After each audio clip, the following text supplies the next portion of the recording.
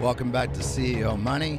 I'm your guest host, Grayson Armistead. Our second guest today is Wil Ralston. He is the president of SinglePoint Incorporated. Wil, welcome to the show. Hey, thanks for having me. Well, Wil, please tell us about the press release on SinglePoint.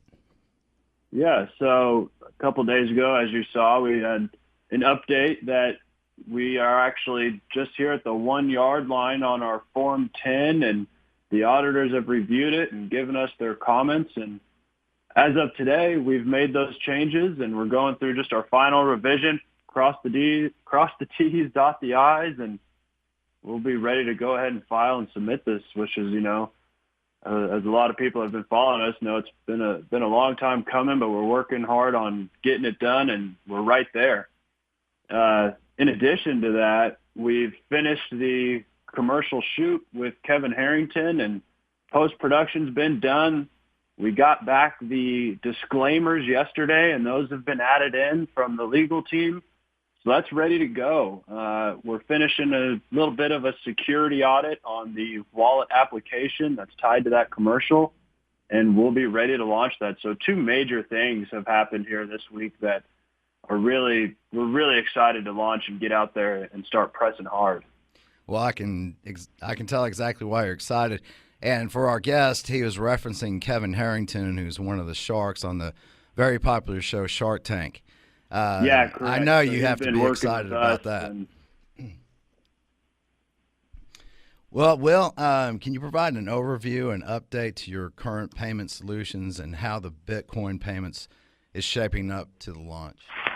Yeah, I actually just had a talk with our development team on that. They're upgrading our Ruby on Rails to the latest 5.2, and we're looking forward to getting that fully launched and in production. So the Bitcoin payment solution and the goal of that and what we're looking to do is being able to solve the retail point of sale transaction where, customers are looking to utilize Bitcoin at the point of sale, but really hasn't been an easy way of doing so as of yet. So our solution is geared towards a customer walking into a dispensary or to a retail shop and being able to swipe their credit card right there to go ahead and instantly purchase Bitcoin through our application.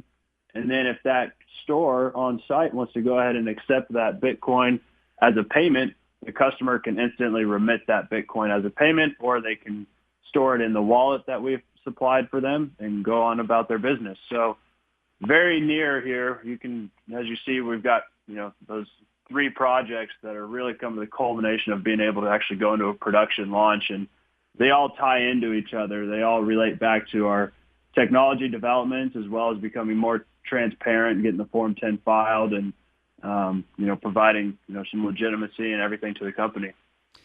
Well, I'm intimately familiar with the pain of trying to invest in cryptocurrency, and it's not an easy process. And if you forget any of your codes, well, then you're almost locked out of your own investment. So you're going to be providing a very streamlined service and actually helping the cryptocurrencies come onto the market, because it is a difficult process at this point.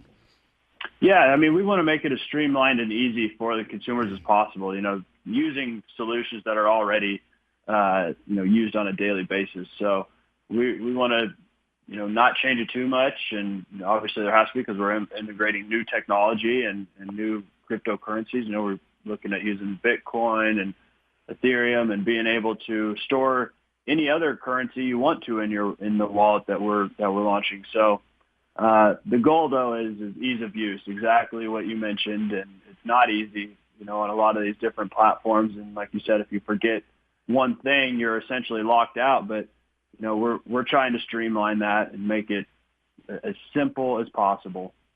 Well, I'm looking forward to when that happens. What acquisitions do you have in the pipeline for 2018?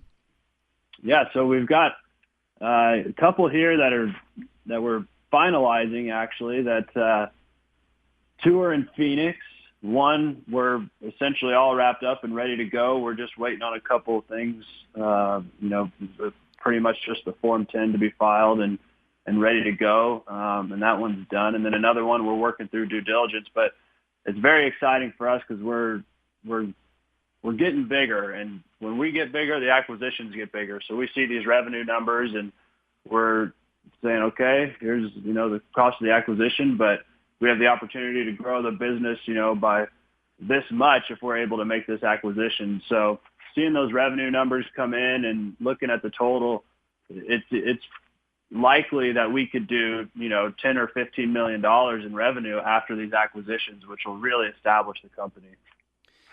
And I know your company recently filed audited financials and currently filed a Form 10, so that is all going as according to plan? Yeah, exactly. So we filed our audited financials.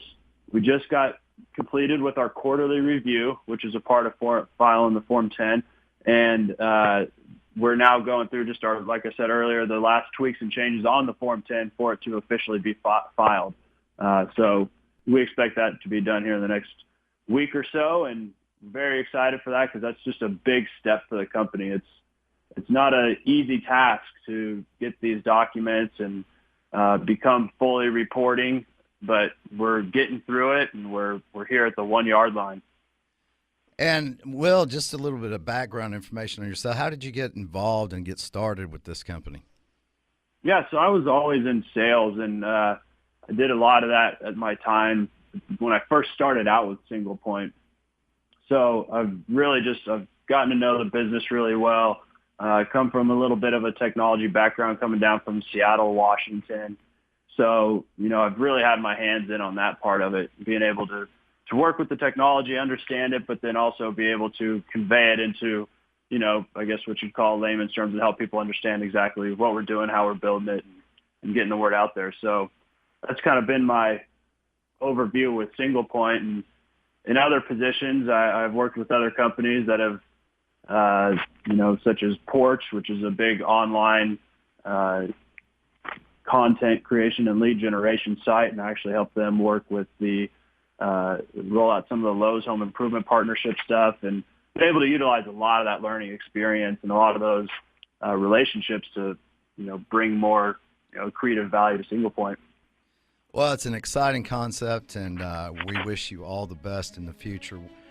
We've been talking with Wil Ralston. Will, thank you so much for being on the show. Hey, thanks so much for having me, and we'll look forward to giving you another update soon, and go sing. Go sing. All right. You have been listening to CEO Money with guest host Grayson Armistead. This segment was brought to you by Blue Moon Advisors. Their capital readiness report will let you know if your business is fund ready. Online at bluemoonadvisors.com.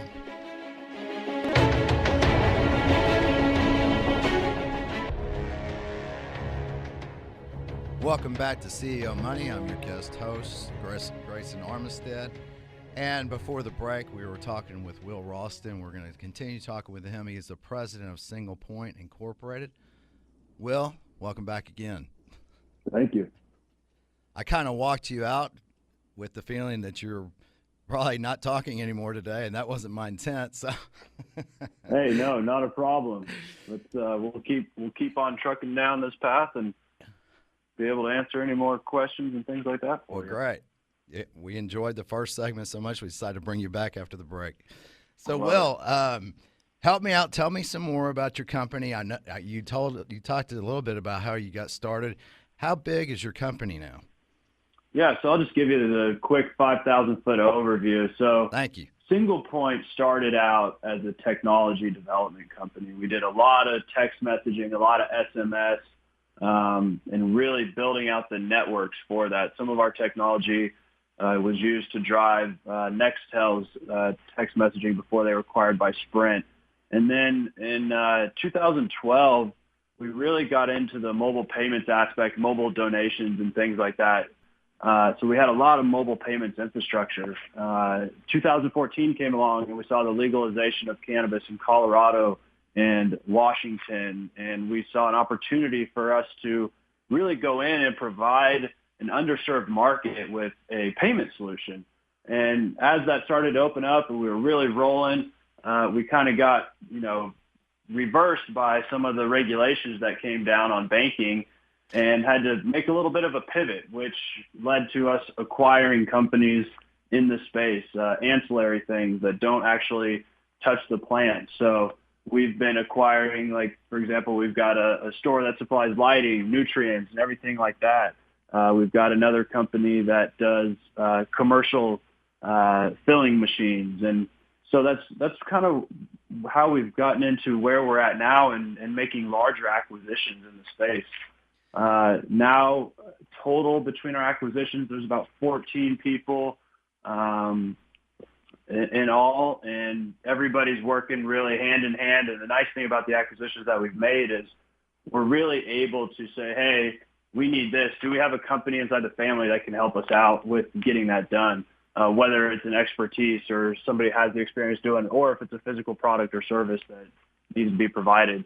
So we're working to build out, SinglePoint, where we have everything you need. You can come to us, and through SinglePoint or one of our subsidiaries, we're able to provide that solution for you. Well, I know you're not directly involved with the cryptocurrencies themselves, but has the fluctuation in those markets, does that affect your company at all?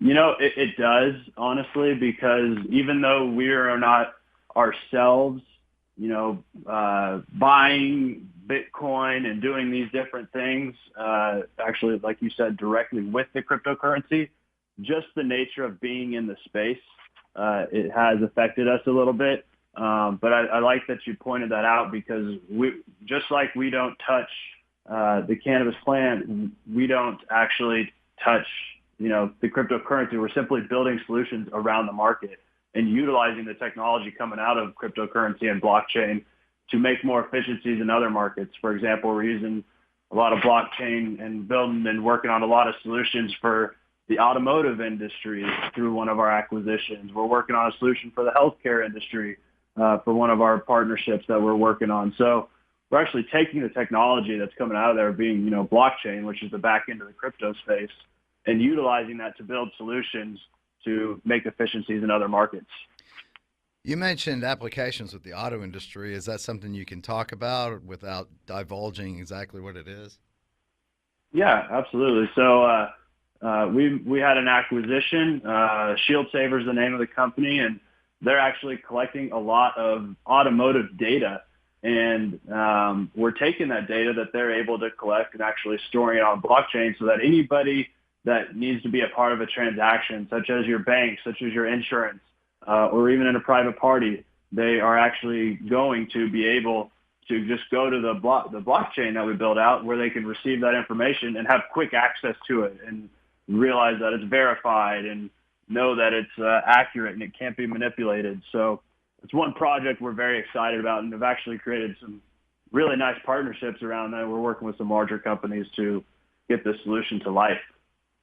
And for our listeners that may not be familiar, blockchain is where the end user or anybody involved with blockchain has their own individual account that's crypto protected. Am I on the right highway with this? So it's kind of the other way, right? So the blockchain is actually the distributed digital ledger that keeps a recorded transaction of each thing that you may do. So if you're have an account, and let's say on one of the large exchanges, and you make a purchase of Bitcoin or Ethereum, that purchase is actually tracked and stored on that digital ledger, which is blockchain. Good. I'm glad you cleared that up for me. Well, anything else that you'd like to touch on before we go to the next break? Yeah, I think that, we've been able to go through a lot here today, and I really appreciate everybody listening in, and thanks for having me on the show. Again, it's SinglePoint. Our ticker symbol is SING, and we look forward to having you follow us along. You can sign up for our email list at singlepoint.com to get our latest updates, and you'll be the first to know about our Form 10 officially being filed. Well, Will, we're all looking forward to that. The applications that you're discussing and that you're working on are very exciting. We're going to be looking for big things from your company in the future. And thanks again for being on the show and explaining everything that you did today. Absolutely. Well, this time it's for real. I'll really let you go. And, enjoy the rest of your day and go sing. All right, Will. Thank you.